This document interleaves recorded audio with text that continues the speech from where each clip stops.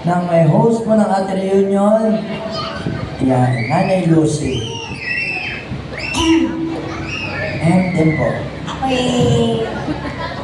hindi ko masabi kung ano daw mixed emotion ang nasa akin. Saya dahil dumating kayo. Saya dahil buhay pa ako. Lahat ng biyaya. Kaya yung ating pagtitipong ito, hindi lang reunion, hindi lang reconciliation, hindi lang Paskuhan, pero ang mahalaga yung Pasko na tayo sa pagparito ay ginawa natin magandang regalo ang ating sarili para sa kapamilya. Ang magbigay ng panahon sa ganito kung walang love, ay hindi mangyayari. Hindi rin tatagal ang ganitong okasyon kung walang pagmamahal sa puso natin at iyon ay ang pagsilang ni Jesus. Kaya ang laking pasasalamat ko at tuwa na kayo nagsidating all the way from New Zealand, from Manila, from all places, from Lucena, from Bukal, ay lahat na nagbigay sila ng oras at napakahalaga na yun. Hindi na may babalik ulit ang oras na katulad dito. Kaya very thankful ako kay Lord. Kayo'y nagsidating, mga kapatid, mga pamangkin.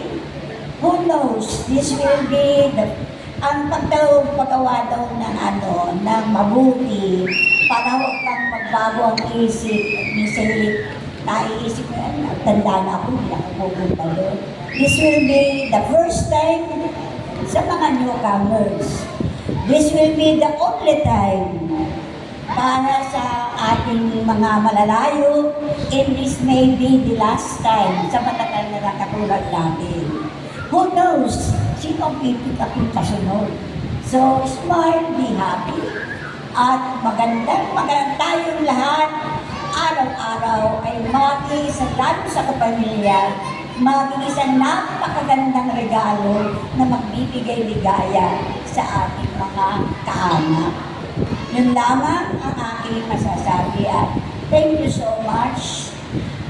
Enjoy natin hanggang mamaya at may pakanap pa si Ate Lucy. Tapusin natin ang oras. At ang isa pang sasabihin ko ay gusto pa ba ninyo matuloy ang okasyong katulad nito, mga kapatid?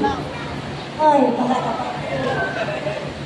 I think kung sino man nangahalili, manananggapan, sino kaya yun? Natanggap ko ng buong puso sa susunod na pagdadaos ng ito. Kaya siguro po naman mayroon po maraming salamat po sa inyo. Sana makarating kayo dahil naman na malalakas pa. Nakakakalim pa nakakakilala pa ng ating kanila. Ang agapulak na mayroong linis, tinatanggap ko po yun. Ang kulay mayroong isang kaunting spelling paano natin ang salitang reunion. Spell po. R. Laksin. R. E. U. N. I. O. N. Kaya po, pag wala yung letter U, hindi magkaroon tayo ng reunion. You are the most important person. Wow! Yun na. Ito po, ilang po eh. So, ako alam yung nagpagawa ng susi, ay hindi nagawa at makulan daw. Ay yun ang isasalin ko. Ay di, susi na lang ng pagmamahal ang aming. Kaya nagpapatuloy nito na kayo na katulad nito ay ang susi ng pagmamahal na hindi nakikita kundi nararamdaman. Kung kayo may pagmamahal, so tuloy tayo na. Makakarating muli kayo sa kasunod. Ako'y natutuwa at kami mga buhay pa, malakas pa. Ako ay 81 na. 78. 75. Si Ate Luling ay?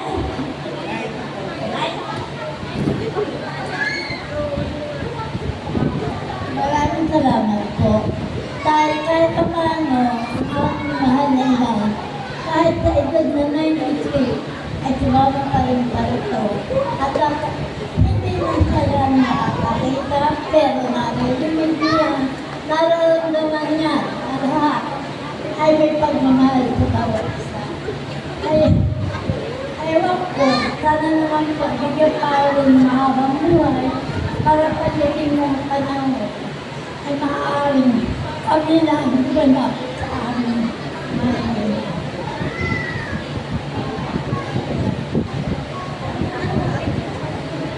Ilan taon na raw?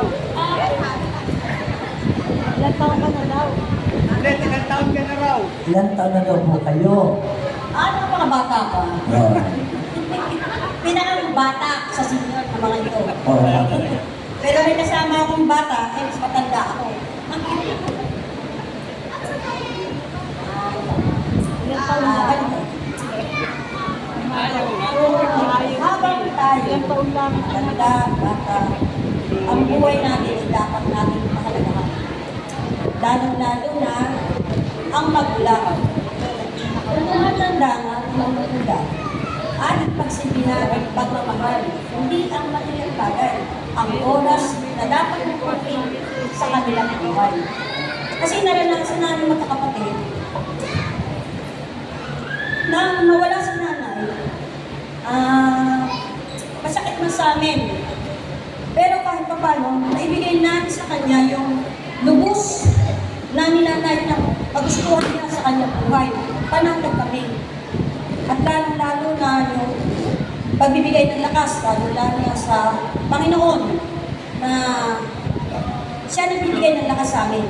Panatag kami na kahit man ganyan ang nakita namin sa kanya, pero alam namin na na siya. Panatag kami. Kaya habang nabubuhay, matanda, bata, magulang, bigyan ng pagpapahalaga ang pagmamahal. Number 1 yun, pagmamahal. Huwag isipin ang material bagay. Ang isipin yung nasa puso ninyo na bigyan ninyo ng oras kahit saglit. Dahil napakahirap, isang buhay ng isang tao ay napakahirap tanggapin ang mawala. Ayun lang po. Okay po. Sinabi na nila Baka po meron kayong i-chichika. Oh, chika? Marites? Okay po. So ngayon po, so ang gagawin po naman natin Yeah. ay ang pagsasalin po ba na